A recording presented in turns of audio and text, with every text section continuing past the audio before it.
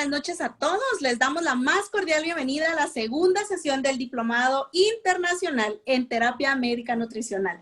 Mi nombre es Patricia Calán y en nombre de Servicios Quirúrgicos y Enterex les damos las gracias por acompañarnos y por creer en este proyecto educativo.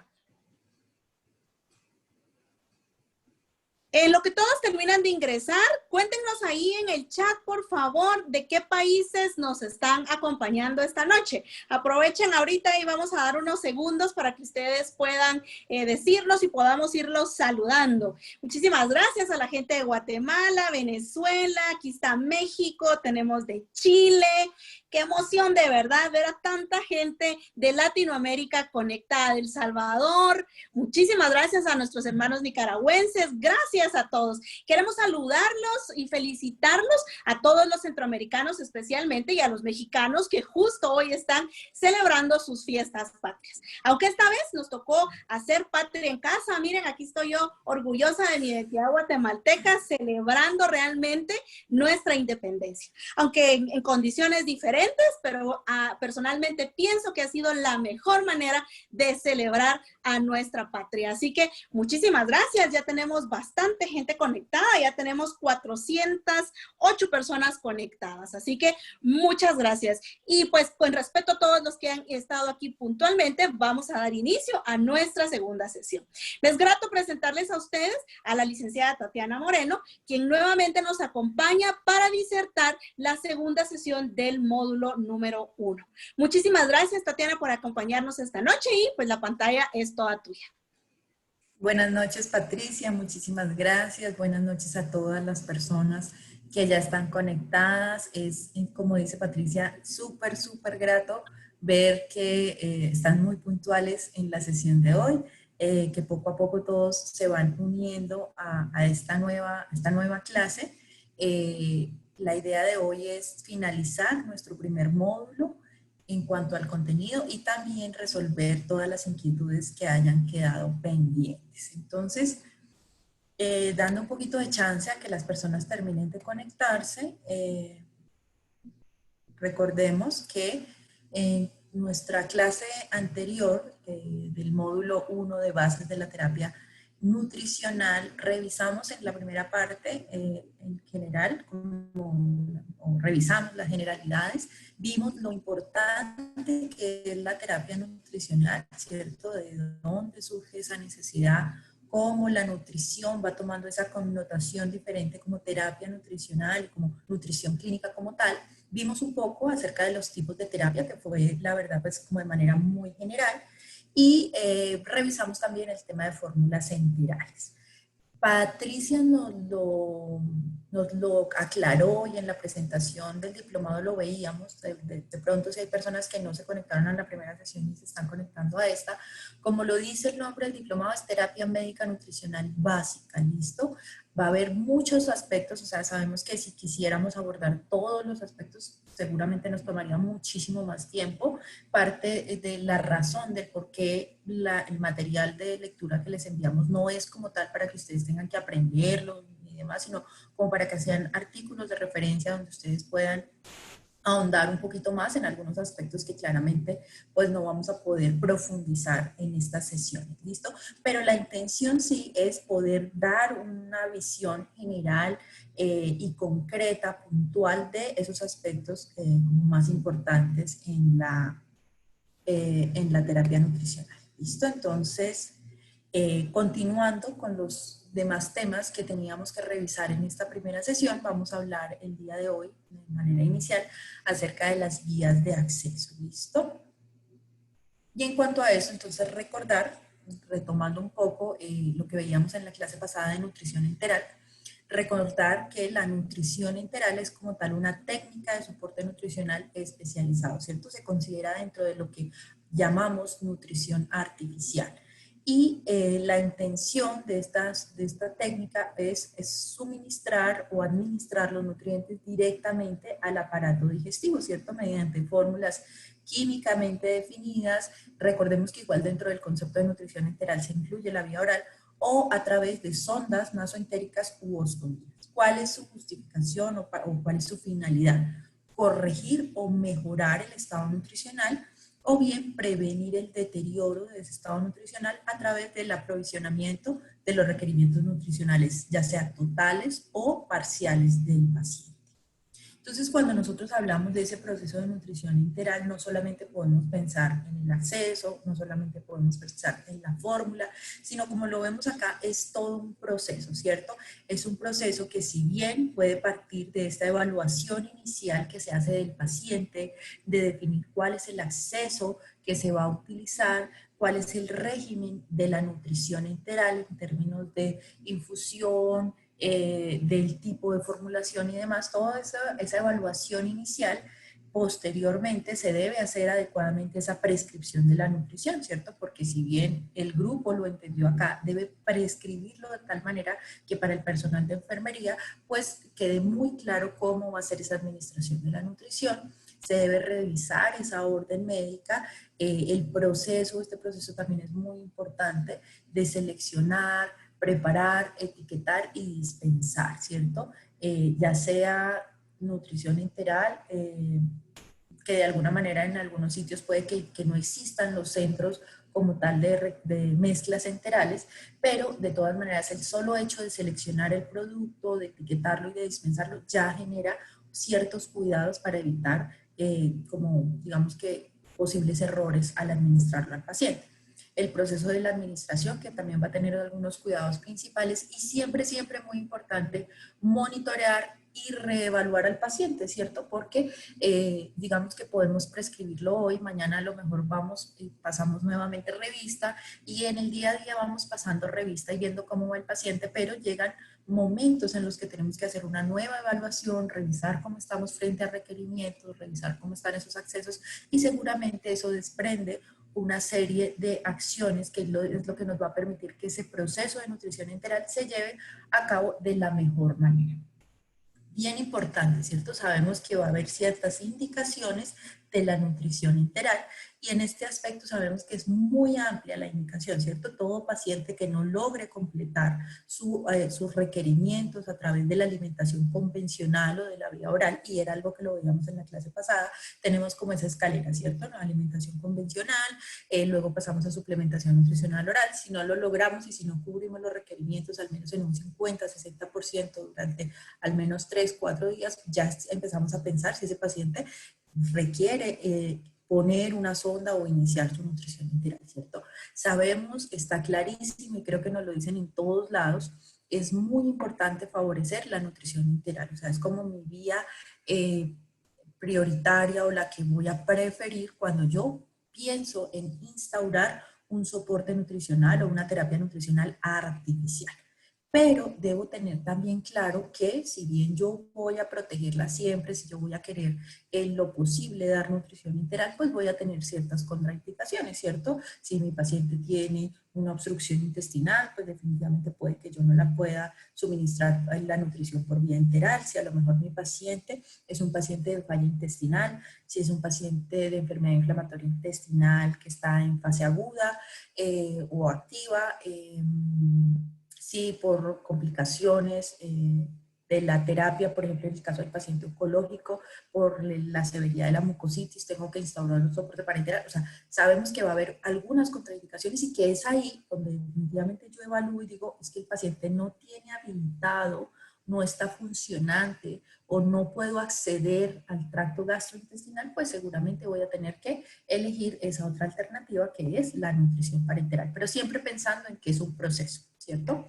Entonces, de manera muy general, quise poner esta gráfica que nos muestra muy bien cómo, listo, ya definimos que mi paciente es candidato a nutrición integral. Entonces, la primera alternativa, claramente, hacerlo lo más fisiológico posible. Entonces, seguramente va a ser a través de suplementación nutricional oral, ¿cierto? Pero si definitivamente no lo logré por ahí y tengo que poner una sonda, pues voy a pensar que puede ser gástrica, duodenal o yeyunal, ¿cierto? Pensando en sonda o en nutrición a estómago, puedo pensar en una sonda nasogástrica, que en ocasiones voy a tener que hacer el acceso a través de una faringoscopia o faringostomía o esofagostomía, y digamos que puedo pensar o puedo necesitar una vía un poco más definitiva como una gastrostomía, ¿cierto? Que pueda ser endoscópica, que pueda ser guiada por radiología o que definitivamente tenga que ser a través de un procedimiento quirúrgico.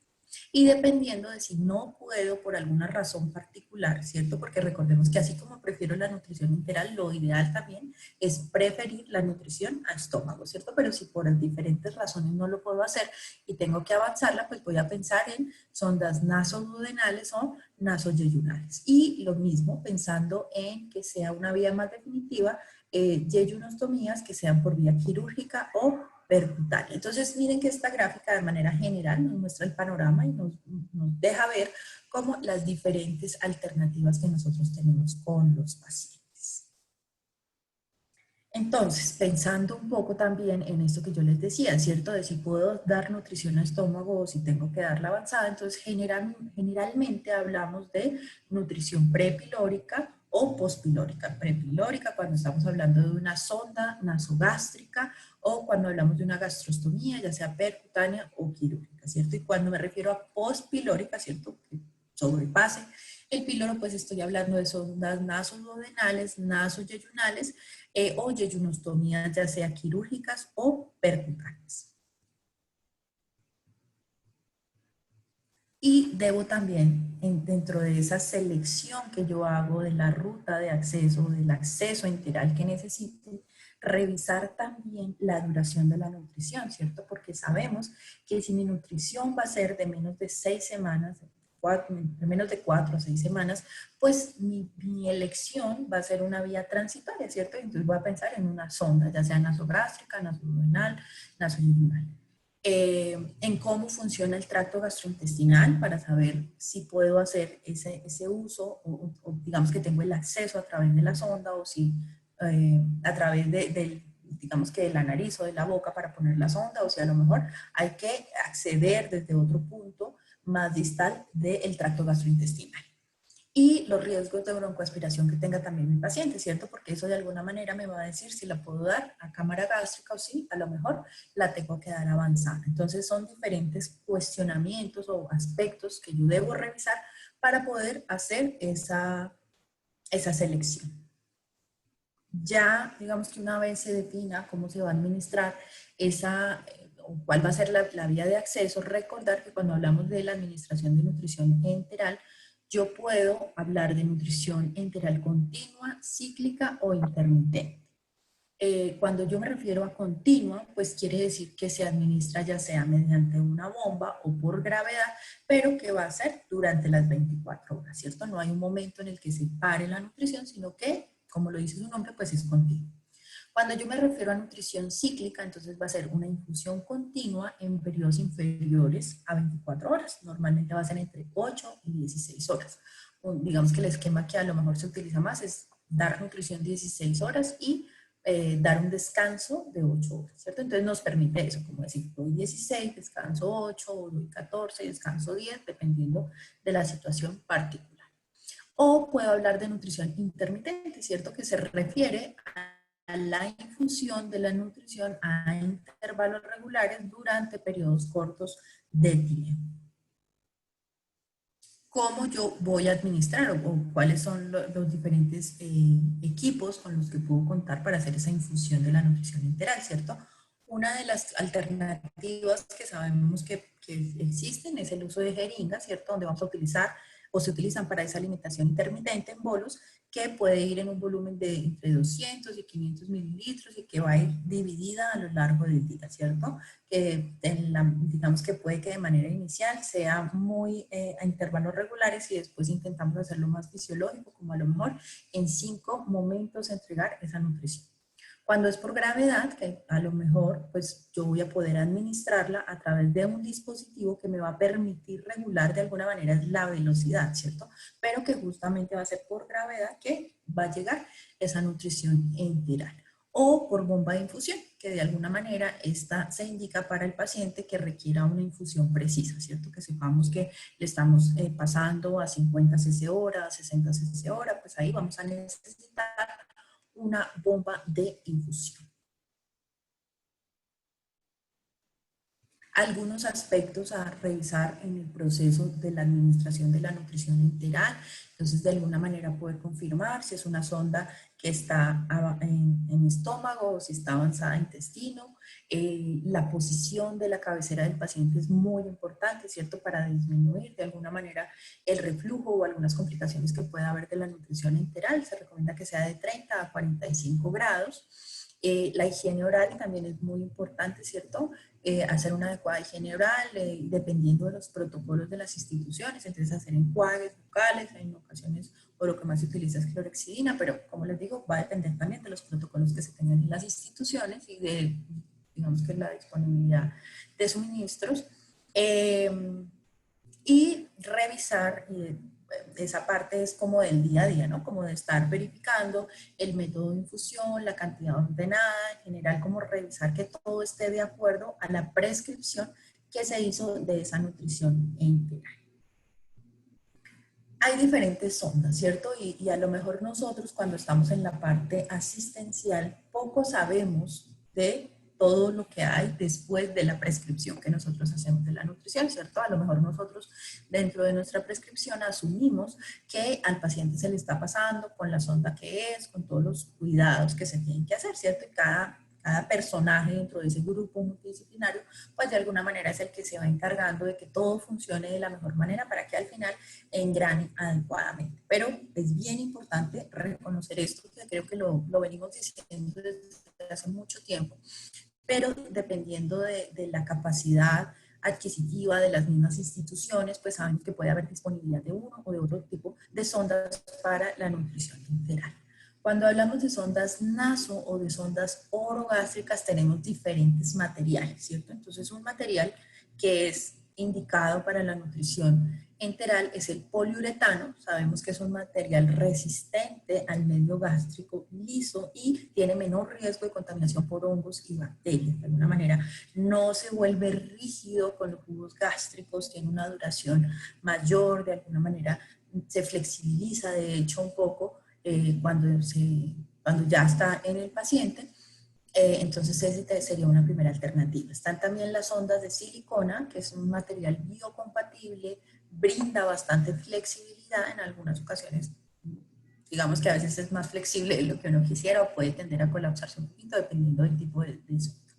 Y están finalmente estas que son creo que conocidas por todos nosotros, ¿cierto? Las de PVC o polivinilcloruro, que sabemos que es un material rígido que puede ocasionar irritación nasofaringea y gástrica, que pasados ciertas horas o días, esa punta, pues de alguna manera al estar en contacto con los jugos gástricos se vuelve aún más rígida y puede tener un riesgo importante de lesión en el paciente. Entonces, súper importante, estas primeras dos que yo les mencioné, las de poliuretano y las de silicona, pues son las que estarían adecuadas o las que serían las recomendadas para nutrición. Ustedes puede que encuentren, y sabemos que muchas instituciones pues requieren en ocasiones pasar la nutrición por esta sonda de PVC, pero de alguna manera no es la recomendación por esos, digamos que por esos contras que yo les acabo de mencionar, y esta es una sonda que se utiliza principalmente es para drenaje y no para nutrición. ¿Listo? Entonces es bien importante que dentro de eso, o si ustedes están dentro del equipo de soporte, cuando se selecciona el tipo de sonda que se va a comprar, todas esas evaluaciones que uno hace incluso en cuanto a costo-beneficio, pues son muy importantes, ¿cierto? Porque sabemos que esta no voy a requerir cambiarla tanto seguido, que voy a evitar complicaciones en mi paciente y que pues en lo posible, pues debo evitar el uso de estas sondas, ¿cierto? ¿Qué otros aspectos se vuelven también muy importantes cuando yo estoy considerando la elección de las sondas? ¿Cierto? Que como les digo, a veces a lo mejor esto no tiene tanto que ver con nosotros, sino que a lo mejor, o sea, me refiero con nosotros a un proceso que vaya desde la nutricionista, como veíamos en la clase pasada, cada actor o cada miembro de ese grupo de soporte metabólico y nutricional pues, tiene como ciertas actividades a realizar, ¿cierto? Y a lo mejor ustedes me pueden decir, bueno, a lo mejor lo siento más desde el punto de vista de enfermería o algo así, pero es muy importante que nosotros sepamos toda esta información, ¿cierto? Entonces, algo muy importante a considerar, el diámetro, ¿cierto? Recordemos que para ese diámetro lo que se utiliza es la medición, son los French de las sondas y se deciden de acuerdo a diferentes aspectos. Yo diría que a lo mejor el que más pesa o el primero que uno revisa es la edad del paciente, ¿cierto? Si es un paciente, si es un neonato, a lo mejor yo voy a querer una de 5 French. Si es pediátrico, yo voy a necesitar una de 6 o de 8, y si estoy hablando de un adulto, pues voy a necesitar una de 10, o principalmente se utiliza la de 12 French. También puede tener que ver la duración de la alimentación, la viscosidad de la fórmula como tal, si es administrado por bomba, y de la patología del paciente. Pero principalmente, como les digo, casi que lo primero que uno revisa es si es para un adulto, para pediátrico o para un neonato, para definir el diámetro de la sonda. Me aparece acá un mensajito que mi internet está un poco inestable. No sé si Patricia me puedas confirmar si me están oyendo bien. Te escuchamos bien y te vemos bien, Tatiana. Ah, perfecto. Es que como me apareció el mensaje, dije, bueno, mejor verifico. Perfecto. Gracias, Patricia. Otro aspecto bien importante también para definir el tipo de sonda, pues va a ser la longitud, ¿cierto? Vemos acá, ustedes lo pueden ver en pulgadas y en centímetros, las sondas, las diferentes sondas que vamos a tener, ¿cierto? De 34 a 56 centímetros son principalmente para pediatría, de 91 centímetros es la que normalmente se utiliza para alimentación a estómago, 109 nasoduodenal y pacientes que sean muy grandes, ¿cierto? O 140 cuando es nasoyeyunal. Entonces la longitud también es importante, con guía o sin guía. Entonces, de alguna manera, pues yo les puedo decir que pues la guía pues va a facilitar la colocación, ¿cierto? Generalmente estas guías son metálicas para darle un poco más de rigidez a esa sonda mientras se posiciona adecuadamente. Recordar, súper importante, que también es algo que se menciona mucho, ¿cierto? Si hay una obstrucción de la sonda, no se debe, o sea, si cambia su posición, si se sale un poco y queremos volverla a poner en su lugar, súper importante no reinsertarla mientras esté dentro del paciente, ¿cierto? Porque podemos ocasionar una perforación en el paciente. Entonces es muy importante que si es por ubicación y se puede volver a utilizar esa sonda, ¿cierto? Pues yo lo que tengo que hacer es retirarla, en el caso de que esté obstruida o algo, revisar qué es lo que me está generando la obstrucción de la sonda y no ponerme con la guía a intentar desobstruirla. Y una vez ya no esté dentro del paciente, se puede utilizar, se reinserta y así nuevamente se posiciona. ¿Listo? Pero no tener la guía ahí, que a veces la dejan por ahí pendiente, como por si se quiere utilizar y se les hace fácil ponerse al paciente. No se debe hacer así, ¿cierto? Y algo importante, pues no utilizar el estilete o guía para destapar las sondas. La punta también es bien importante identificarlo.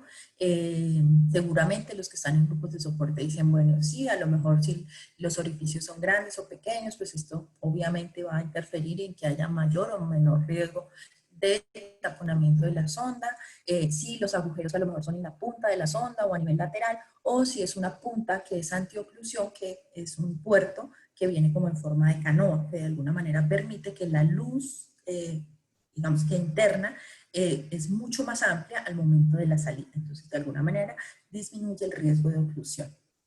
Y otro aspecto importante es si es con peso o sin peso, ¿cierto? Y esto de alguna manera va a permitir que la sonda se mantenga hacia abajo y que de alguna manera en las que son postpilóricas pues permitan que haya menor desplazamiento, ¿cierto? En general la de 1 gramo pues va a ser para neonatos, 3 gramos y 7 gramos en pediatría y adultos, ¿listo? Que es las que conocemos como punta de Truxtun.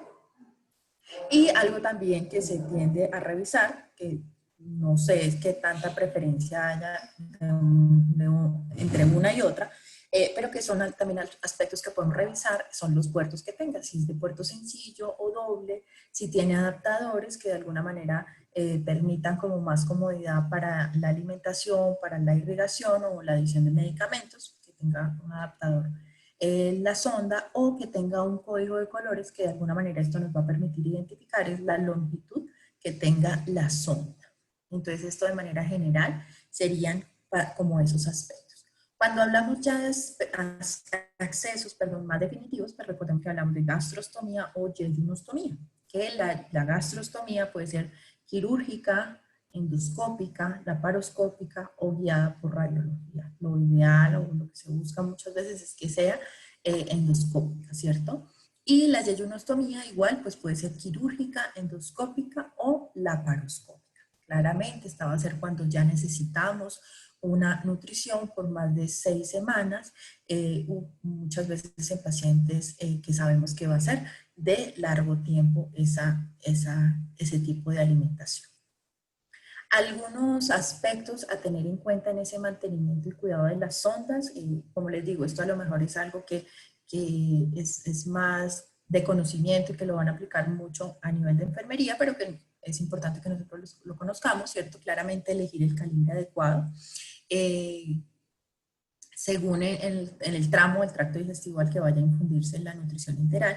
Y muy importante el lavado, ¿cierto? El lavado es clave en el mantenimiento y en el cuidado de las sondas para evitar su obstrucción. Recordar que se debe infundir entre 40 a 60 mililitros de agua antes y después de la infusión de la nutrición enteral. Y igual, si se administran medicamentos, se debe lavar antes y después, o también, dependiendo de los protocolos de las instituciones, se debe hacer cada ciertas horas o por cada cambio de turno. Y recordar que en pediatría los volúmenes pues son más pequeñitos, de 3 mililitros a 10 mililitros. Y en cuanto a la administración de medicamentos, esto es súper importante porque digamos que es muy importante no añadir directamente fármacos a la fórmula enteral, ¿cierto? Debemos hacer, o sea, frenar la nutrición o lavar, infundir o pasar el medicamento y nuevamente lavar, ¿cierto? Se deben, dependiendo del medicamento que sea, porque no todos van a aplicar para que se disuelvan en agua, sino que dependiendo del tipo de medicamento, pues vamos a tener que utilizar diferentes técnicas para poder pasarlo a través de la sonda, ¿cierto? Y antes de administrar, como ya les decía, el fármaco, detener la nutrición, lavar con agua antes y después de la administración y luego sí, continuar la nutrición. Esto parecería algo que, bueno, pues sí, es lógico, pero muchas veces en el día a día no se es tan juicioso con esos lavados y con esos cuidados en la administración de medicamentos y terminamos con dolores de cabeza mayores, ¿cierto? Como el taponamiento frecuente de las sondas. Recordar un poquito, hace un momento les mencionaba lo de las vías más definitivas, ¿cierto? Cuando hablamos de gastrostomía, entonces ya sabemos que consiste en esa colocación de una sonda en estómago a través de la pared abdominal, indicada en esos pacientes que van a tener esa nutrición por más de 6 semanas principalmente y que tienen su tracto gastrointestinal funcional, pero que no, de alguna manera no pueden consumir alimentos vía oral. Cuando es quirúrgica, entonces sabemos que que su colocación va a ser a través de una cirugía abierta o laparoscópica, ¿cierto? Y cuando es endoscópica percutánea, pues sería la colocación de una sonda a través de la pared abdominal mediante endoscopia, que de alguna manera es lo que les digo, se prefiere, pues porque de alguna manera no es tan invasiva como esta, ¿cierto? Y permite una adecuada colocación de la gastrostomía.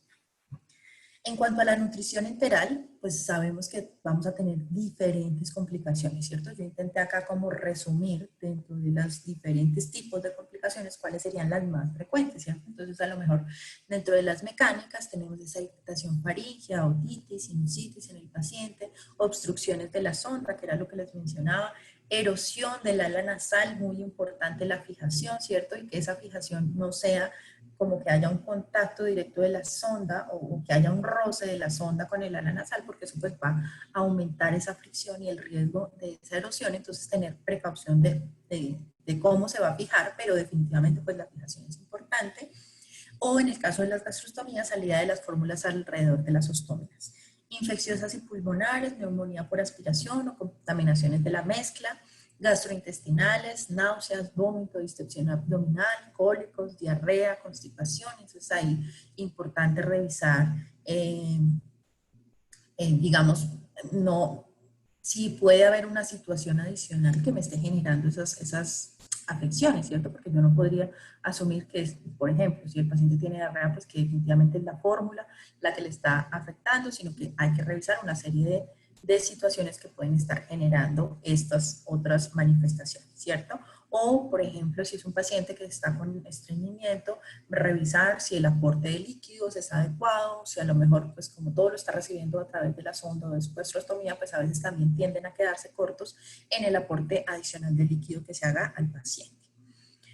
Y metabólicas, pues podemos tener desde la hiperglicemia hasta la hipoglucemia, desde la deshidratación a sobrehidratar al paciente, hipernatremia, que también se puede presentar como hiponatremia, todas las hiper e hipo, ¿cierto? Hipercalemia o hipocalemia, que los niveles de fósforo también estén o muy elevados o muy bajos, igual el magnesio o el calcio. Entonces, esta de manera general, como les digo, son las complicaciones más frecuentes que podemos tener en los pacientes. Ya pasando a avanzando en esa escalera, ¿cierto? Entonces recordemos que tenemos también la nutrición parenteral, ¿cierto? Y la define como esa terapia nutricional que se proporciona mediante la administración intravenosa de nutrientes como aminoácidos, glucosa, lípidos, electrolitos, vitaminas y oligoelementos. La nutrición parenteral puede ser central cuando se utiliza justamente una vía venosa central o periférica cuando se utiliza una vía venosa periférica. Esto lo puse como tal cual, como ustedes lo van a encontrar en las guías que están dentro del material de lectura, ¿cierto? Yo hace un momento cuando les hablaba de nutrición integral les mencionaba, ¿cierto? Vamos a tener unas indicaciones, unas contraindicaciones, y las indicaciones son súper amplias para la nutrición integral y vamos a tener ciertas contraindicaciones. Esas contraindicaciones de la nutrición integral, pues de alguna manera se nos convierten en esas indicaciones de la nutrición parenteral, ¿cierto? Entonces vemos acá como las más frecuentes, ¿cierto? Falla intestinal, síndrome de intestino corto que no nos permita hacer un aporte, o por lo menos transitoriamente no nos permita hacer un aporte de la nutrición por vía enteral, enfermedad inflamatoria intestinal en fases activas o en complicaciones graves de esa enfermedad inflamatoria intestinal que nos hacen que en ese momento suspendamos la nutrición enteral y se pueda dar solo a través de nutrición parenteral, fístulas de alto gasto, obstrucciones intestinales en el paciente crítico, que sea paciente que tenga ilio, que curse con isquemia mesentérica, hemorragias, peritonitis, o como les digo, los pacientes oncológicos que por la gravedad de la mucositis o de la esofagitis, pues definitivamente no podamos tener un acceso por vía enteral y no puedan alimentarse por vía oral y tengamos que recurrir a una nutrición parenteral. Entonces, dentro de lo que yo les mencionaba, ¿cierto? Puede ser, o sea, yo les decía, puede ser central o puede ser periférica, pero además puede ser total o puede ser suplementaria o complementaria. Cuando hablamos de nutrición parenteral total, claramente nos estamos refiriendo a que es una nutrición parenteral exclusiva, ¿cierto? Todos los aportes de macro y micronutrientes al paciente se le están cubriendo es por esa vía, por la vía parenteral, ¿cierto? Y por ninguna otra. Entonces, digamos que una de las situaciones donde, o cuando queremos aportar todos los nutrientes, pues normalmente nos vamos a ir por una vía central para poder dar todos los nutrientes a través de esta nutrición parenteral total. Y cuando hablamos de nutrición parenteral suplementaria, es sinónimo de decir nutrición parenteral parcial o nutrición parenteral complementaria, ¿cierto? Y en este caso, pues claramente nos referimos a que una parte se está dando a través de la nutrición parenteral, pero otra se puede estar dando por otra vía, ¿cierto? Por ejemplo, cuando la vía oral o la nutrición enteral no me permiten alcanzar de forma independiente ese objetivo definido dentro del plan nutricional, pues seguramente voy a tener que optar por una nutrición parenteral complementaria que me permita llegar a esos aportes que yo quiero dar. Como les decía, podría ser central o puede ser periférica, ¿cierto? Central, vamos a depender, digamos que para verlo de una manera diferente. Periférica, tengo la limitación que la osmolaridad es solo entre 600 y más o menos 850 miliosmoles. Entonces, si yo la mezcla que voy a dar supera esa osmolaridad, definitivamente pues voy a tener que optar por una vía central, ¿cierto? Y normalmente la periférica se da en pacientes con nutrición parenteral a corto plazo o pues que es suplementaria, ¿cierto? Que de alguna manera, como no tengo que dar tantos aportes, pues de alguna manera lo puedo hacer a través de una vía periférica. Y central, pues ya voy a tener más libertad en cuanto a la osmolaridad, ¿cierto? Generalmente pues va a ser entre 900 y 1800 y generalmente se utiliza en pacientes con nutrición parenteral total a largo plazo. En cuanto a las rutas de administración de esta nutrición parenteral, entonces tal vez la que más se utiliza, ¿cierto? Este catéter tunelizado de inserción central, tenemos también el puerto inflatado de inserción central, está esta vía central, que de alguna manera es por acceso periférico, ¿cierto? Que es el catéter central de inserción periférica o conocido como PIC. Y tendríamos ya como para una vía periférica los catéteres periféricos cortos. De alguna manera, pues cuando nosotros estamos hablando de un acceso central, la vena que generalmente se utiliza es la subclavia, y cuando hablamos de accesos periféricos, generalmente es la basílica, si no estoy mal, la que más se utiliza. Y vamos a tener también, así como en la nutrición enteral veíamos las diferentes complicaciones, en la nutrición parenteral también vamos a tener algunas complicaciones, ¿cierto? En este caso las dividimos entre agudas y crónicas. En cuanto a las agudas, pueden ser de tipo mecánico, acá principalmente es en cuanto a accesos vasculares y se presenta más que todo en las periféricas, ¿cierto? Por la limitación que tenemos de osmolaridad que podría generar que el paciente nos haga flebitis. Y las metabólicas, que el paciente nos haga hiperglucemia o que se presente también síndrome de realimentación. En cuanto a las crónicas, acá estaríamos hablando un poco más de complicaciones infecciosas o complicaciones hepáticas. También se pueden presentar complicaciones biliares y óseas, sobre todo cuando son nutriciones parenterales que llevan muchísimo tiempo con el paciente. Muy importante, y ya cerrando un poco el tema de vías de acceso, muy importante es todas estas decisiones, decidir la vía, decidir el tipo de formulación, el régimen, la infusión, toda esta serie de pasos muy importante, el grupo de terapia nutricional, ¿cierto? Los grupos de soporte nutricional van a ser muy importantes. Como yo les decía, cada uno de los participantes de este grupo de alguna manera tiene funciones definidas, que es lo que nos permite lograr un engranaje y lograr el mejor resultado en los pacientes. Recordemos que parte de los beneficios que tienen esta conformación de grupos de nutrición o de soporte metabólico y nutricional es disminuir las complicaciones de la terapia o de la nutrición artificial y favorecer los resultados en los pacientes. Cerrando un poco este tema, igual voy a dar esta parte de introducción a la inmunonutrición y yo creo que en unos 20 minutos ya damos respuesta a todas las inquietudes que hayan surgido. Entonces, en cuanto a la introducción a la inmunonutrición, recordar,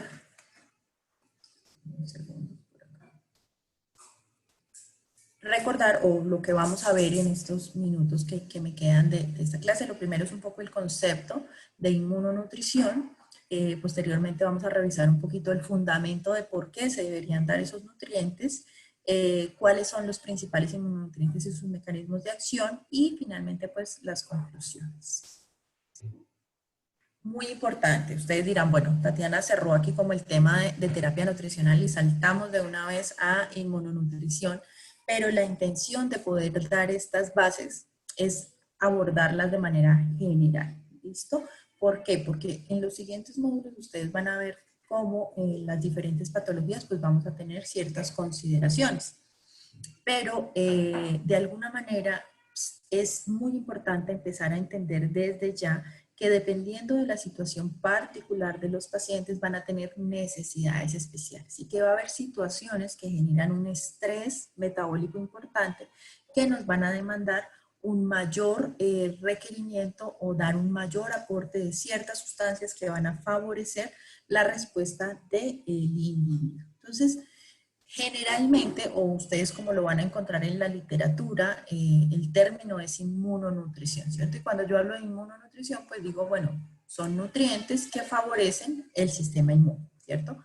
Pero dado que el empleo de estos sustratos específicos no solo de alguna manera impacta en el sistema inmunitario, o lo estimula de alguna manera, sino que además me permite efectos benéficos sobre recambio proteico, cicatrización, modulación de la respuesta inflamatoria. En algunas, o en la literatura, que es parte de esos documentos que yo les compartí, ustedes lo van a encontrar como farmaconutrición, ¿cierto? Vamos a encontrar que también algunos dicen, bueno, no es tanto fármaco nutrición, ya vamos a ver los dos conceptos, pero de alguna manera se busca englobar, o de manera general en la literatura lo encontramos como inmunonutrición o farmaconutrición, para dar referencia o hacer referencia a ese efecto benéfico que nos va a traer el uso de estos nutrientes en la respuesta del individuo, ¿cierto? Si habláramos en el sentido extenso de la palabra de inmunonutrición, cada uno de los nutrientes que nosotros consumimos puede tener un impacto positivo o negativo en nuestra respuesta inmune, ¿cierto? Pero desde el punto de vista clínico, ya en pacientes, no en personas, sino en personas con patología o pacientes, pues sí, hablaríamos de ciertos sustratos específicos que lo que buscamos es favorecer esa respuesta inmunológica y otros desenlaces en el paciente. Entonces, cuando nosotros hablamos de farmaconutrientes, nos referimos a sustancias que pueden ser consideradas como alimento o parte de este y que proporcionan beneficios médicos o a la salud. ¿Listo? Incluyen la prevención y tratamiento de enfermedades, deben ser suplementados en un rango de dosis para lograr ese efecto esperado. Y cuando hablamos de inmunonutrientes, en general se refiere a tipo de fármacos o nutriente que se espera que, aparte de su efecto nutricional, tenga un efecto terapéutico sobre el estado inmunológico del paciente. ¿Listo? Entonces esto es un poco como para aclarar los conceptos, pero para que tengamos claro que en todas las búsquedas bibliográficas que nosotros hagamos sobre este tema lo vamos a encontrar así, como farmaconutrición o como inmunonutrición. ¿Y cuál es el fundamento de esta inmunonutrición? Si la producción que yo tengo en mi cuerpo de cierto sustrato, de cierta sustancia, es menor a lo que mi cuerpo está necesitando en ese momento, pues claramente voy a tener una situación de déficit, ¿cierto? Y esto me va a afectar el funcionamiento de diferentes sistemas corporales. ¿Cómo logro yo revertir ese déficit? Pues dando de manera exógena ese sustrato para corregir la depresión o el déficit que se presenta. De ahí viene ese fundamento, ¿cierto? En el paciente quirúrgico, por ejemplo, sabemos que hay múltiples situaciones, ¿cierto? Como la desnutrición que pueden presentar por la misma patología, el ayuno que muchas veces se presenta o la disminución tan marcada de alimentos que se presenta previo a los procedimientos, el ayuno que muchas veces hace parte de ese manejo perioperatorio. Todo eso sabemos que en general deprime la respuesta inmunológica, me puede generar problemas de cicatrización de las heridas, va a haber un aumento de las infecciones, una estancia hospitalaria prolongada y mayores costos de tratamiento y aumento en la mortalidad. Y se ha visto, o digamos que en el paciente quirúrgico es donde tal vez más se ha estudiado cómo esa depresión de ciertas sustancias o corregir esa depresión de ciertas sustancias justamente me va a permitir contrarrestar todas estas complicaciones que se pueden presentar. Entonces, hablando de instaurar una terapia nutricional en pacientes que tengan un estrés metabólico importante, llámese paciente quirúrgico, paciente de trauma, paciente con infecciones graves, ¿qué debo considerar yo dentro de ese soporte? Entonces, por un lado, son pacientes que generalmente cursan con hiperglucemia relacionada con el estrés, ¿cierto? No porque sean diabéticos, perdón, sino relacionado con el estrés. Son pacientes que además son altamente catabólicos, ¿cierto? O su catabolismo está acelerado. Hay una respuesta inflamatoria importante y algo también muy importante. Puede haber una posible disfunción del tracto gastrointestinal que comprometa la digestión y la absorción de nutrientes. Entonces, cuando nosotros hablamos de inmunonutrición o de farmaconutrición, nos referimos al uso de compuestos que poseen un efecto añadido al meramente nutricional y que se utilizan como una terapia coadyuvante en pacientes con patologías graves que incluyen sepsis, trauma, grandes quemados y enfermos quirúrgicos. ¿Qué pasa? Con el enriquecimiento ya sea de fórmulas enterales o cuando se administran de manera parenteral, lo que se pretende es modular esa respuesta inflamatoria del individuo, ¿cierto? La infección y el control del medio interno. Y todo esto se hace a través de diferentes variables como la mortalidad, la estancia hospitalaria o la estancia en UCI y los días de ventilación mecánica de los pacientes. Esta lámina la puse a propósito y para los que la vean van a decir, uy, Tatiana, pues una lámina súper cargada, pero quise tomarla tal cual, ustedes lo pueden verificar en el consenso de inmunonutrición que les compartí en el material de lectura, la tomé tal cual porque yo les puedo poner a ustedes aquí las palabras o los inmunonutrientes y decirles que son los que más se utilizan, digamos que de los que más hay evidencia, ¿cierto? Pero vemos cómo en diferentes literaturas, ustedes lo pueden ver en este consenso que lo puse y que está en español, pero lo pueden ver también en las guías ASPEN, en las guías ESPEN, mencionan cuáles son esos principales inmunonutrientes, ¿cierto? Y vemos que de los que más vamos a encontrar evidencia son la arginina, principalmente en paciente quirúrgico, la glutamina, que es bien importante en paciente catabólico, los omega 3 por su efecto antiinflamatorio y los nucleótidos por toda esa reparación y división celular en general, ¿cierto? Entonces, esto igual ustedes lo van a poder revisar y lo vamos a ver un poco en detalle cada uno de estos inmunonutrientes. ¿Cuál es el fundamento, como yo les decía hace un momento, para qué yo uso la inmunonutrición, ¿cierto? Para mejorar la respuesta inmunitaria e inflamatoria, para favorecer la síntesis proteica del individuo, para suplir sus requerimientos metabólicos y nutricionales y modular la respuesta a la agresión. Y todo esto con la intención de contribuir a la recuperación global del individuo. Y cuando yo decido hacer inmunonutrición, debo tener claro que depende de ciertos aspectos, ¿cierto? Depende del tipo de paciente. Entonces yo les mencionaba hace un momento que los pacientes quirúrgicos mayores, los pacientes quemados, los pacientes de trauma son los que más beneficio van a tener de este tipo de régimen, ¿cierto? De la mezcla adecuada de nutrientes. De alguna manera, cuando yo hablo de inmunonutrición, me refiero a mezclas que tienen los diferentes nutrientes y que actúan de manera sinérgica para tener un beneficio en el individuo. Dosis adecuadas, esto también es importante porque cuando nosotros buscamos una fórmula inmunomoduladora, pues de alguna manera buscamos alcanzar a llegar en casi todas los inmunonutrientes a las dosis o a los rangos de dosis esperados para favorecer al individuo, ¿cierto? Porque a lo mejor si tiene una pero el resto carece, pues no pueden actuar de esa manera sinérgica o están en cantidades tan pequeñas que cumplen su función nutricional, pero no cumplen esa función adicional de modular la respuesta. O en algunos casos podría dar una dosis tan alta que podría llegar a generar daño. Y otro aspecto muy importante, el tiempo de administración, ¿cierto? Yo puedo contar con todo lo anterior, pero debo saber, ¿cierto?, que debo tener ciertos días, tanto pre como postoperatorios, que yo debo dar este tipo de terapias para realmente tener un impacto en los desenlaces del paciente. Es así como, por ejemplo, se recomienda la administración peri o al menos postoperatoria de una fórmula específica enriquecida con arginina, omega 3, nucleótidos en pacientes con cualquier grado de malnutrición sometidos a cirugía mayor por cáncer. Igual, ustedes también en el consenso colombiano o en los diferentes artículos que encuentren de inmunonutrición, pues nos va a decir justamente cuáles son esos pacientes que tienen las principales indicaciones de uso.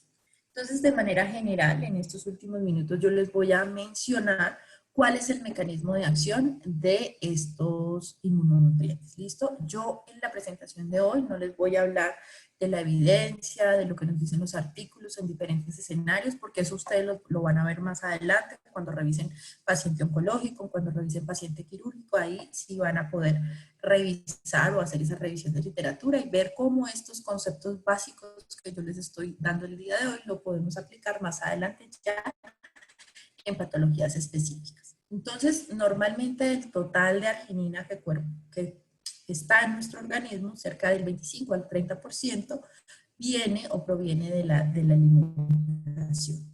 Otra parte es a través de síntesis endógena por conversión a nivel renal de la citrulina a arginina y otra parte a partir del recambio de proteínas endógenas. Digamos que de diferentes caminos metabólicos que toma la arginina, me quería, o muy importante destacar que este camino que les estoy señalando acá, que es el que por acción de la arginasa me genera ornitina y urea y por acción de estas otras dos enzimas me produce prolinas, poliaminas necesarias para la síntesis de colágeno, va a ser muy importante para regeneración tisular, proliferación celular, antiinflamatorio, es decir, que esta es una vía muy importante para favorecer los procesos de cicatrización. Y la otra vía, que es la del óxido nítrico inducible, también es muy importante en cuanto a respuesta inmunológica, ya que a partir de este metabolito, que a su vez es antagonista de esta para que todo no se nos vaya por esta vía, me produce óxido nítrico y citrulina. La citrulina, nuevamente por una vía de recuperación, se me convierte en arginina por acción de estas enzimas. Y el óxido nítrico pues va a cumplir funciones muy importantes de citotoxicidad y respuesta inflamatoria, o sea que este camino es muy importante para respuesta inmune. ¿Qué pasa normalmente? Y yo les decía que la arginina, principalmente paciente quirúrgico y postrauma, tiene una relevancia muy importante, ¿cierto? En estos pacientes lo que ocurre es que hay un aumento de unas células que son las células mieloides supresoras. Esas células lo que hacen es que migran al vaso, al hígado, a los ganglios linfáticos y expresan arginasa 1. Esta enzima pues lo que nos va a hacer es que nos va a agotar los niveles de arginina en los tejidos y se nos van a afectar principalmente procesos de cicatrización y función de los linfocitos B. Entonces, de alguna manera, esto lo que busca o lo que nos muestra es eso que yo les mencionaba, ¿cierto? Que hay una utilización adicional de este sustrato, ¿cierto? Para favorecer respuesta inmune, cicatrización, y todo eso es lo que hace que se depleten esos niveles de arginina en nuestro organismo. Recordemos que la arginina se conoce clásicamente como precursor de óxido nítrico, pero además el óxido nítrico, además lo conocemos como vasodilatador, pero además de ser vasodilatador, promueve la citotoxicidad de macrófagos y neutrófilos, modula la función de los linfocitos e inhibe la expresión de moléculas proinflamatorias y vasoconstrictoras. Y en paciente quirúrgico, paciente crítico, paciente de trauma, vemos que los resultados, en paciente crítico quirúrgico, vemos que los resultados son muy favorables en cuanto a la suplementación de arginina. Vemos que también los pacientes con PICS, que son esos pacientes que conocemos como los críticos crónicos, ¿cierto? Que nos hacen ese síndrome de inflamación, catabolismo, infección persistente, se pueden beneficiar también de esta suplementación de arginina. ¿Por qué? Porque nos ayuda en cuanto a menor riesgo de infección y en favorecer procesos de cicatrización. Esta gráfica me permite visualizar o que ustedes me entiendan el mensaje de por qué es importante suplementar los aminoácidos que empezamos a ver se vuelven condicionalmente esenciales en ciertas situaciones, ¿cierto? Perdón. Vemos cómo en situación de salud, pues podemos tener bien todos los niveles de aminoácidos y esto nos favorece esa síntesis proteica, ¿cierto? Pero en esos pacientes catabólicos, en ese paciente crítico quirúrgico va a haber una depresión de sus niveles de arginina y si bien yo sé que en estos pacientes yo debo dar más proteína, pues si yo doy más proteína, claramente aumento el aporte de arginina, pero doy el resto de los demás aminoácidos. Y de alguna manera la arginina sigue siendo mi limitante. Si yo corrijo esta depresión, pues de alguna manera favorezco la síntesis proteica y favorezco todas esas funciones a nivel del organismo aprovechando todos esos aminoácidos circulares. En general, de manera, digamos que en general podríamos hablar de dosis recomendadas para los pacientes entre 15 y 30 gramos al día. El otro inmunonutriente importante es la glutamina. Recordemos, está ampliamente distribuida en nuestro organismo, pero en situaciones de estrés se vuelve esencial. Donde sea que ustedes busquen en la literatura por la glutamina, les va a mencionar que es sustrato energético para células de división rápida, enterocitos, linfocitos, fibroblastos, muy importantes para respuesta inmune, cicatrización, ¿cierto? Y sabemos el papel tan importante que tiene la barrera intestinal, que lo van a ver en el próximo módulo, sobre esa respuesta inmunológica.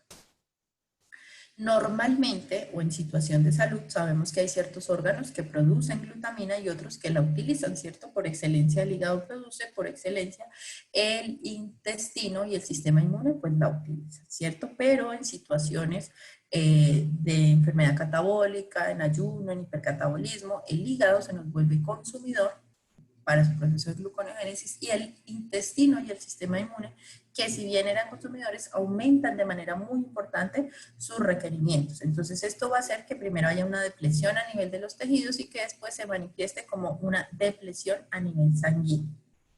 La glutamina es muy importante y ustedes lo van a ver en diferentes módulos. La glutamina es muy importante para la proliferación celular intestinal. Cuando se oxida, proporciona energía para favorecer ese crecimiento y ese mantenimiento de la barrera intestinal. Es precursor para la síntesis de nucleótidos, lo cual va a ser también muy importante para esa síntesis de ADN y esa proliferación de las células. Es el sustrato principal utilizado para la producción de glutatión. Estimula la expresión de las proteínas como de choque de calor para promover la supervivencia celular y regula las vías de señalización celular para proliferación celular. Entonces, a nivel intestinal cumple una función muy importante y esta imagen me parece muy interesante porque nos muestra cómo, dependiendo de la forma en la que estamos administrando la glutamina, también vamos a tener digamos que una acción diferente en el individuo. Por ejemplo, cuando la administramos vía parenteral, que generalmente va como dipéptido, pues vamos a ver cómo nos empieza aquí a cubrir esas necesidades, ¿cierto? A nivel de músculo esquelético, de sistema inmune, y de alguna manera una partecita pues va a ser también utilizada a nivel intestinal, ¿cierto? Cuando la administramos por vía oral o enteral, podemos administrarla ya sea libre, donde vemos que su principal acción va a ser a nivel del intestino, va a ser digamos que un soporte muy localizado, y una parte pequeñita pues va a entrar a torrente sanguíneo y a cumplir el resto de requerimientos. Cuando va como unida o va con otros aminoácidos en esas formulaciones enterales, una parte actúa a nivel intestinal y otra parte entra a torrente sanguíneo y cumple el resto de requerimientos. Y cuando es administrada como dipéptido, pues también va a haber una parte a nivel intestinal y otra parte que pasa a torrente sanguíneo. Pero cuando va así solita, lo que más nos va a ayudar es enterocito.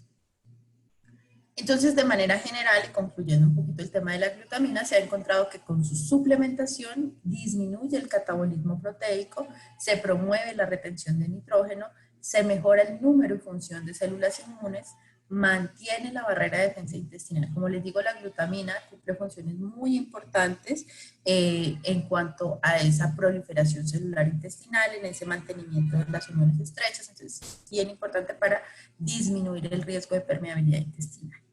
Y mejora el estado de oxidación en los tejidos, aumentando la concentración de glutatión.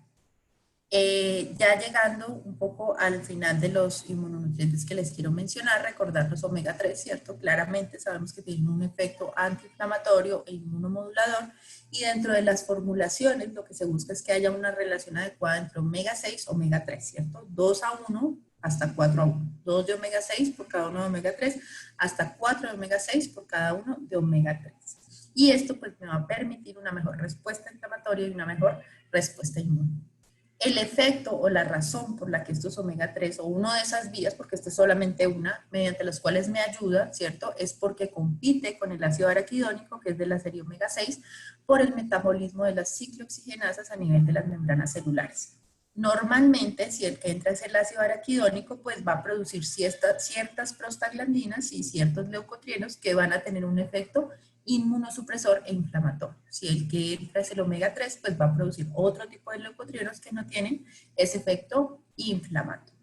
Y aumentar la proporción de omega 3 va a tener un efecto sobre proliferación de linfocitos T, adhesión celular y producción de citoquinas. Finalmente, no mentiras, me quedan dos láminas. Los nucleótidos son muy importantes, son componentes que se usan para la síntesis de ADN y de ARN, ¿cierto? Lo podemos ver acá. Participan en múltiples funciones, ¿cierto? Funciones metabólicas, catalíticas, regulatorias. A nivel de regulación celular nos ayudan con reparación, recuperación y represión de tejidos. A nivel de tracto gastrointestinal con recuperación de la mucosa. Y a nivel inmune con diferenciación y proliferación de linfocitos. Y finalmente, que esto da como para otra conferencia y que también en los siguientes temas a lo mejor van a hablar un poquito más en detalle de cada uno de ellos, los antioxidantes como el selenio, el zinc, la vitamina C y el magnesio, muy importantes pues porque por ser antioxidantes me neutralizan radicales libres, favorecen los procesos de cicatrización, me ayudan o me protegen las nuevas células y tejidos, y en el caso del magnesio es bien importante porque me ayuda en el mantenimiento de las uniones estrechas, y esto es muy importante en cuanto a esa respuesta inmune intestinal. Entonces, cerrando un poco el mensaje, como les digo, yo acá mi intención no era mostrar nada de evidencia, sino simplemente darles como un abrebocas de lo importante que es una terapia nutricional individualizada, especializada, y ver cómo a través de un adecuado aporte de nutrientes definitivamente sí podemos favorecer los resultados en el paciente. Claramente todo esto, como les digo, siempre va acompañado de los protocolos institucionales, de la evidencia que encontramos, de la fisiología, porque tampoco nos debemos convertir como que si no hay un metaanálisis que me confirme lo que voy a hacer, no lo hago. Si yo desde el punto de vista fisiológico entiendo la razón por la que lo estoy haciendo, también toda esa parte es muy, muy importante. Bueno, hasta aquí era lo que yo les quería contar. Quedo abierta a todas las preguntas, a las que habían quedado en la sesión pasada, a las que hayan surgido el día de hoy. Tenemos bastantes preguntas. Qué Tenemos bueno, qué bueno. Sí, te las voy leyendo y así tú nos vas respondiendo, ¿verdad? Dice Claro que sí. Alexandra Orga, ¿considera usted que haya que tener en cuenta los residuos gástricos, ya que según las nuevas guías refieren que no tienen importancia? Bueno, sí, tienes toda la razón. Según las últimas guías nos dicen que no deberían ser un indicador de continuar o no la nutrición integral. De rutina, de hecho, no se deberían medir esos residuos gástricos. Sin embargo, hay ciertos pacientes donde a lo mejor sí dentro de los protocolos institucionales puede haber razón para medirlo, ¿cierto? Pacientes, por ejemplo, con alteraciones neurológicas o pacientes diabéticos de larga data que me puedan hacer gastroparesia, entonces a lo mejor en ellos sí se puede medir, pero no es algo rutinario, o sea, no es algo que nosotros deberíamos tener de nuestro protocolo medir residuos y pues en general ya muchas instituciones no lo están haciendo. Ok, gracias. Nos pregunta Aneika del Carmen. ¿Existe alguna patología específica que nos obligue o recomienda utilizar algún tipo de sonda? ¿El diámetro y la ubicación de esta?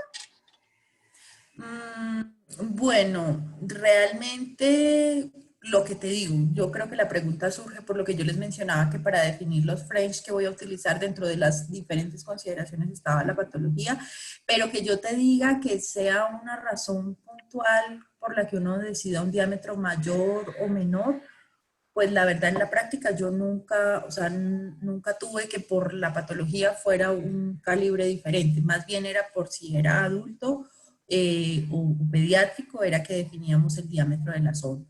Pero que yo te pueda decir puntualmente, no. De hecho, si alguien en el auditorio sabe, pues nos aportaría ahí en esa parte. Ok, gracias. No tiene nombre quien hizo la pregunta, pero dice, existe, ahí se me perdió. En la actualidad con los pacientes con COVID se requiere soporte nutricional enteral. ¿Cuál es la mejor vía de administración? Bueno, no sé si entiendo bien la pregunta. En los pacientes con COVID hacemos o continuamos con lo mismo, ¿cierto? Arrancamos por la nutrición o por la vía oral. Si no lo logramos, hacemos o iniciamos suplementos nutricionales orales, que en este caso, si el paciente recibe vía oral y no es crítico, preferimos fórmulas altas en calorías, altas en proteína para cubrir requerimiento. Pero si ya no se puede a través de vía oral, vamos a ir por sonda, preferentemente a estómago, en algunos casos donde haya, digamos que haya riesgo de reflujo o algo así que nos defina que tengamos que avanzarla, pero de manera general se recomienda estómago. Recordar que incluso los pacientes que están en posición prono no tienen contraindicada la nutrición enteral, incluso en ellos se puede hacer, pero si ya una vez se instaura la nutrición enteral y hay intolerancia o digamos que a pesar del uso de prokinéticos no se puede llegar a los volúmenes deseados y demás, pues en ese caso sí, claramente estaríamos hablando de o nutriciones parenterales complementarias o una nutrición parenteral total. Ok, muchas gracias.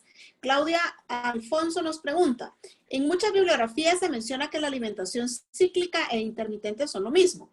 Quisiera saber técnicamente cuál es la diferencia entre estos dos métodos de infusión.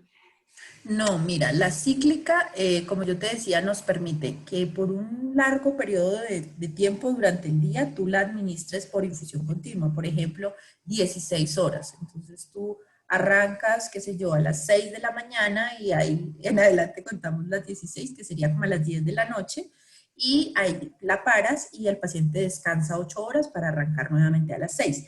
Mientras que cuando hablamos de intermitente nos habla de periodos cortos de tiempo. Entonces, de hecho, si habláramos de términos similares, la intermitente, de hecho, se parecería más es a la que es por bolos.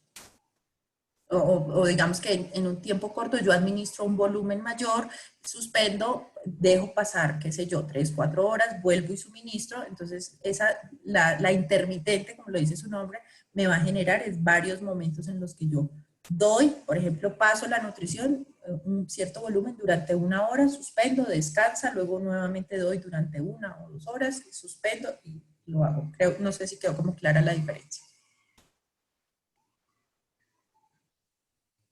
Muchas gracias. Walter Dolfo nos pregunta, ¿uso de bebidas carbonatadas como la soda o agua gasificada para limpiar la sonda nasoenteral? Bueno, la verdad no sabría decirte. La práctica, nada, o sea, digamos que se infunde agua, pero yo no sabría decirte si esa práctica sea adecuada o no. De pronto necesitaría la ayuda de una enfermera que me diga si en su práctica diaria lo hacen. Generalmente nosotros no lo hacemos mucho, pero yo la verdad no lo sé, no creería que sea como la mejor práctica. No, yo soy enfermera y la verdad es que, bueno, primero lo difícil de encontrar en un hospital un agua carbonatada. Si acaso se encuentra, seguro un residente ya se la ha tomado, ¿verdad? Entonces, no.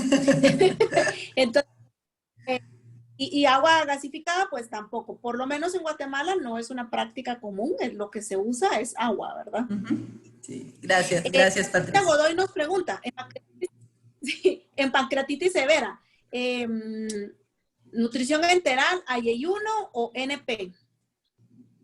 Bueno, yo diría que depende de cada paciente. Lo ideal sería favorecer o preferir la nutrición enteral avanzada, pero de acuerdo al paciente, en algunos casos puede que de acuerdo a la severidad, digan no me animo a dar por yeyuno y prefiero irme por NPT, pero según digamos que como las últimas recomendaciones, se busca siempre favorecer o pensar primero en la entera. Ok, aquí hay dos preguntas. A Neika nos vuelve a preguntar, ¿se puede prescribir suplemento de arginina en pacientes con pie diabético? Que no sé si lo respondemos ahora o esperamos al módulo en donde ya hablaremos específicamente de esto. Sí, seguramente lo van a mencionar, pero importante el efecto o el beneficio que tiene la arginina para favorecer procesos de cicatrización, para favorecer la oxigenación en esa recuperación de heridas. Entonces, sí, pero seguramente lo van a tocar más en detalle cuando vean el tema. Ok. ¿Y es recomendable el uso de arginina en pacientes con sepsis? Bueno, de acuerdo a lo que en general dicen las guías, hay mucha precaución, ¿cierto? Nos refieren que no se debería usar o que hay un riesgo, que puede presentarse vasodilatación en el paciente y empeorar la hipotensión, ¿cierto? Digamos que son algunas de las razones por las que supongo viene el cuestionamiento. Sin embargo, tanto en experiencia como en algunos artículos que nos muestran, hay un artículo 2015 que de hecho utilizaron infusión de arginina en pacientes sépticos y era infusión parenteral. Y no se generó eso que esperaría uno, no se generó esa inestabilidad, no hubo ningún problema con el paciente. Sin embargo, si tú me preguntas, el área donde hay más controversia del uso de arginina es justamente la sepsis. Entonces ahí diría yo que le estamos apuntando a que se pueda usar y en casos muy puntuales no, pero lo que te digo, o sea, ahí te contesto en parte de lo que dicen las guías y en parte de lo que encontramos en la literatura. Yo conozco intensivistas que usan arginina en sepsis y les va muy bien, pero bueno, ahí, como te digo, hay controversia. Muchas gracias. La doctora Angeli Ceballo, pediatra nefróloga, nos pregunta, saludos desde Caracas, Venezuela, sugerencias de inmunonutrición para pacientes sometidos a radioterapia. Sugerencias de inmunonutrición, bueno, no sé si ella se refiere como a formulaciones puntuales. De manera general, cuando hablamos de inmunonutrición en paciente oncológico, que también lo van a ampliar un poquito más en el módulo de oncología, sobre todo por radio y quimioterapia, son formulaciones que además de, digamos que de omega 3, de arginina, cuentan con glutamina para favorecer esa replicación celular y esa reparación a nivel de las mucosas o también de esa diarrea asociada a la radioterapia cuando va dirigida a cavidad abdominal. Pero como te digo, creo que lo van a ahondar un poquito más cuando vean el módulo de paciente oncológico.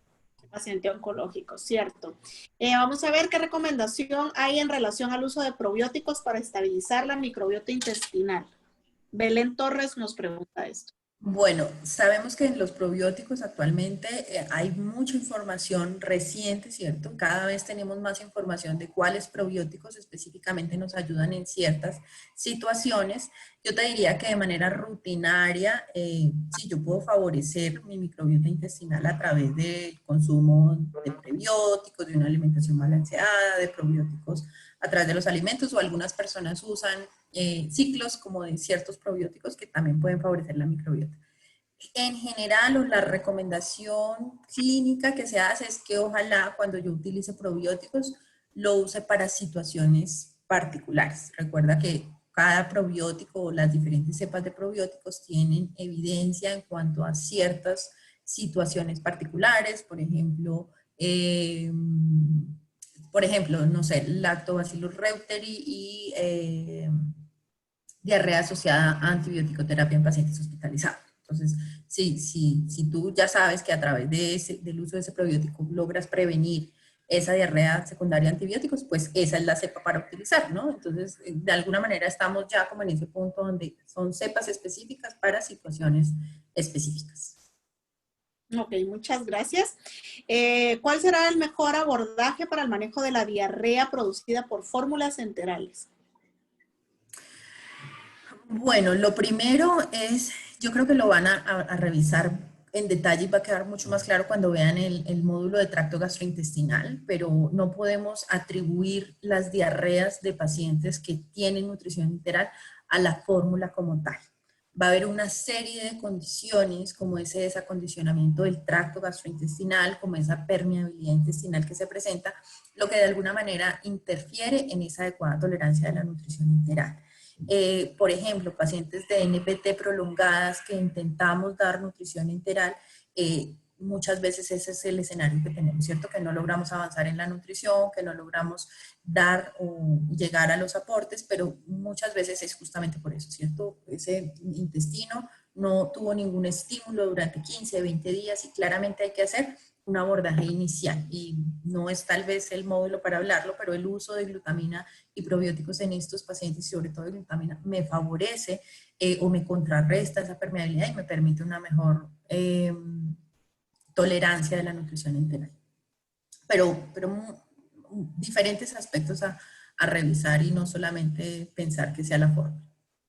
Ok, muchas gracias. Aquí también influye mucho, y nuevamente como enfermera me permito opinar, es la técnica en la que se administran las fórmulas, ¿verdad? Porque pues las dejan ahí, se van de un chorro, obviamente eso va a producir diarrea, y no necesariamente es la fórmula, sino es la técnica de la administración, ¿verdad? Así que sí creo que debe de haber aquí una intervención importante en cuanto a mejorar la colaboración de enfermería para evitar este tipo de situaciones. Sí, mira Patricia, que ya que lo mencionas, es un aspecto importante, tal vez yo no lo incluí en la presentación, pero es importante tener en cuenta los tiempos en los que puede estar colgada una nutrición, que a veces también nos confiamos demasiado, ¿no? Entonces, como todavía queda nutrición, dejémosela al paciente y a veces terminan pasando muchas más horas de las recomendadas en la nutrición colgada, o puede haber dentro de los diferentes pasos de la preparación o de todo el proceso que yo les decía, haber algo de contaminación que pueda estar afectando también al paciente. Muchas gracias. Aquí Orlimar Pérez nos pregunta, ¿existen fórmulas enterantes que contengan arginina? Fórmulas enterales, sí. Sí, hay fórmulas que tienen adición. Generalmente cuando hablamos de fórmulas inmunomoduladoras son fórmulas que tienen adición de esos aminoácidos, en el caso de la arginina y la glutamina, adición de esos aminoácidos para llegar a las dosis. Recordemos que pueden tener una proteína completa y eso nos va a aportar ciertas cantidades de glutamina y arginina, pero no para llegar a las dosis. Entonces, generalmente tienen que adicionarle glutamina y arginina. Pero sí, tenemos diferentes fórmulas enterales que tienen adición de arginina. Gracias. Aquí nos preguntan, ¿qué criterios se deben considerar cuando queremos suplementar con inmunonutrientes a pacientes embarazadas y lactantes? Bueno, yo diría que en las lactantes no hay tanto problema. Son las mismas consideraciones que yo les mencionaba hace un momento. Si es una paciente que va a cirugía mayor, si es un si es un trauma, si es un alto estrés metabólico, no habría problema. Generalmente en las embarazadas hay un poquito más de precaución porque recordemos que como parte del proceso de embarazo hay una inmunodepresión pues intencional, ¿no? O sea, para no rechazar, por decirlo de alguna manera, el feto. Entonces va a haber unos cambios a nivel de la inmunidad de la mujer, entonces yo debo tener precaución si yo estoy utilizando fórmulas inmunomoduladoras. Es algo así como si yo quisiera usar una fórmula inmunomoduladora en un paciente recién trasplantado, donde yo sé que está recibiendo inmunosupresores, o sea, la inmunodepresión es deseada. Entonces ahí eso se debería considerar. Muchas gracias. Ruth Monzón nos preguntan, ¿se podría dar Enterex por vía nasoduodenal? ¿Se podría dar Enterex por vía nasoduodenal? Bueno, depende de cuál Enterex me estés preguntando, porque hay muchísimos. Entonces, no sé, porque si tú me preguntas, en México y en Argentina tenemos Enterex IMX, que es el mismo que tenemos en otras, que está en otros países como Immunex, que serían fórmulas inmunomoduladoras, que son semielementales, se podrían dar. Pero si tú, no sé, lo que pasa es que es una pregunta como Muy general. muy general, sí, sí, sí. Claro. Muy bien, tenemos muchas preguntas, hay muchas preguntas que son de patologías muy específicas que creo que deben de anotarlas para irlas respondiendo según los módulos, ¿verdad? Porque recuérdense que en este módulo estamos hablando de introducción y entonces si no nos vamos a ir perdiendo en muchas preguntas que hay aquí, ¿verdad? Yo sé que tenemos muchas, vamos a ir tratándoles de resolver todas, ¿verdad? Aquí hay una que nos hace Daniel Campos, interesante, dice la incorporación de nucleótidos en pacientes hospitalizados con COVID que presentan síndrome respiratorio agudo, ¿es prudente? Tomando en cuenta que pudiese generar dióxido de carbono. De nucleótidos, bueno, la verdad, en general cuando hablamos de formulaciones inmunomoduladoras, tienen cierta cantidad de nucleótidos dentro de lo recomendado. Y específicamente en COVID, que yo te pueda decir está contraindicado, está indicado, pues sería demasiado pretenciosa, ya que sabemos que es algo en lo que todos estamos aprendiendo. Si tú consideras que tu paciente se beneficia de una fórmula inmunomoduladora por el catabolismo tan importante que presenta, porque además ya puede estar presentando algunas lesiones de piel y problemas en cicatrización, porque estás modulando esa respuesta y tu paciente como tal es candidato, yo te diría que a lo mejor yo no me detendría por el tema de los nucleótidos, pero lo que te digo, creo que no me sentiría como para decirte úsalo o no úsalo. No es algo que yo, no sé, que haya considerado o que así como les decía de la arginina, hay mucha controversia en sepsis, no sé qué, no es algo que comúnmente hablemos cuando nos referimos a los nucleótidos. Muchísimas gracias, Tatiana. Creo que le dimos respuesta a la mayoría. Se quedaron algunas ahí que sí son muy puntuales de patologías específicas, como les decía, que yo lo que les recomendaría es resérvenlas para cuando lleguemos al momento exacto de la patología de ese tema, porque seguramente lo vamos a poder resolver. Muchísimas gracias, Tatiana. Excelente presentación. No, muchísimas gracias a ustedes. Ambas presentaciones, las de la semana anterior y esta, por el grupo por el chat del grupo, para que ustedes puedan tener acceso a la información. No se preocupen porque ha sido una pregunta común. Así que te agradecemos Claro muchísimo, Tatiana. Claro que sí, con todo gusto. Un placer nuevamente y nada, nos veremos en un próximo módulo.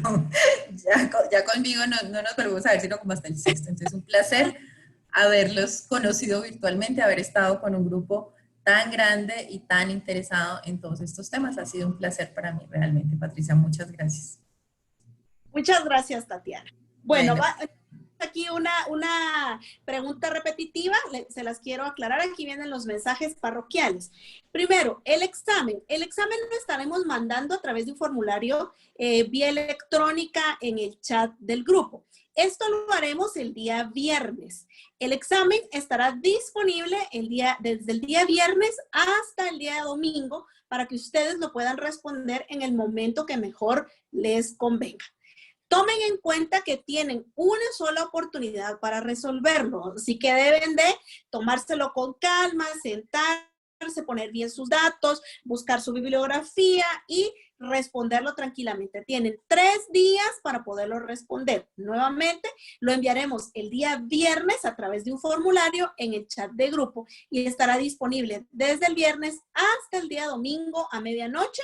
El formulario se cierra automáticamente y después de eso no recibiremos más respuestas. Entonces, para que ustedes tengan ahí tranquilidad hasta el día viernes. El día de mañana les estaremos compartiendo también por el grupo de WhatsApp las presentaciones, la presentación de la semana pasada y esta, para que ustedes la tengan compilada en una sola unidad, ¿verdad? Y no se les vayan a confundir y a cruzar todo el material. Toda la información la estamos enviando a través del chat. Nuevamente les volvemos a solicitar que por favor no compartan los links que les damos en el chat. Tenemos un grupo de 825 participantes en este diplomado. Yo quiero contarles que el diplomado se programó inicialmente para 250 personas y luego abrimos el cupo para otros países y de esta cuenta tenemos este grupo tan grande. Tenemos muchas solicitudes y de verdad quisiéramos darles respuesta a todos y darles apertura a todos. Pero créanme que es complejo atenderlos a todos, o sea, atender a los 825 que nos escriben, que nos hacen consultas y tratamos de responderles lo más pronto posible. Así que de verdad ustedes siéntanse privilegiados de estar aquí. Sabemos que ustedes quieren invitar a sus amigos, que quieren invitar a sus colegas, pero se nos hace ya complejo recibir más personas en el diplomado. Así que hemos cerrado ya definitivamente el diplomado con 825 personas inscritas y validadas en su inscripción, que es un punto importante. Deben de estar validados para poder estar y recibir al final su diploma. Así que pues muchísimas gracias a las más de 600 personas que se conectaron hoy. Estamos terminando la noche con 557 personas conectadas. Les agradecemos mucho creer realmente en nuestro programa educativo, creer en la educación virtual y pues que ustedes participen y estén conectados aquí. Nuestra próxima sesión es el próximo martes. A partir del próximo martes ya no lo cambiamos. Esta vez fue por las fiestas patrias nada más que tuvimos que hacer este cambio, pero de aquí en adelante nos veremos todos los martes a las 7 de la noche Guatemala, 9 de la noche Venezuela, para que ustedes hagan ahí sus cambios de zonas horarias según corresponde. Muchísimas gracias, les agradecemos el favor de su atención y nos vemos la próxima semana. Feliz noche para todos.